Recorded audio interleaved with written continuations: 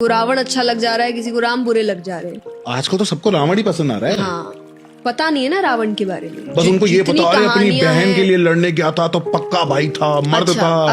अब ये हो गई डिमांड। इस भाई ने बहन के पति को मारा था और किसी को ये भी नहीं पता शूर्पणखा ने सब प्लानिंग करके रावण को मरवाने के लिए किया था।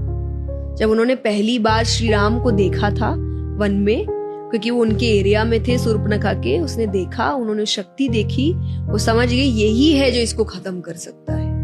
इसलिए वो जानबूझ के उनके पास गई।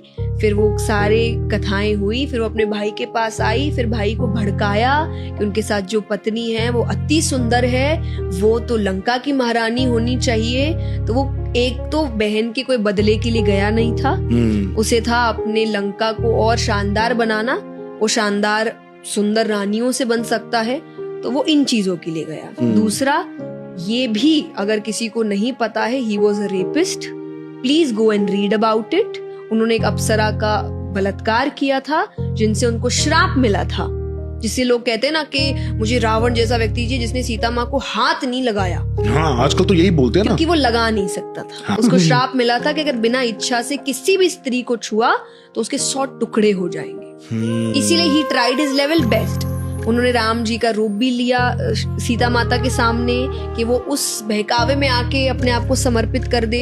उन्होंने ये भी अफवाह फैलाई कि राम जी तो मर गए हैं युद्ध में। हाँ। कि अब बेचारी हार के अपने आप को समर्पित कर ले, पर अपनी मर्जी से एक बार समर्पित हो गई तो हो गई मेरी। तो ये बातें लोगों को पता नहीं है, पढ़ते नहीं है, तो उनको गलत चीजें सही लगने लग जाती है और सही चीजें। बट देन भी से कलयुग आ रहा है। एक और बात बोलते हैं लोग कि राम जी तो वन में थे, तो वो जब शूर्पणखा आई थी, वो जो हिरण था, हिरण का क्या करने गए थे? शिकारी तो करने गए थे। जी नहीं, उन्होंने कहा था मैं अयोध्या लेके जाऊंगी, इतना सुंदर है सीता माता ने। फिर जब वो बहुत देर तक नहीं आया तब राम जी समझ गए थे कि ये हिरण नहीं है, इसीलिए उन्होंने एंड में तीर चलाया, समझने के बाद कि ये हिरण नहीं है, ये कुछ मायावी है।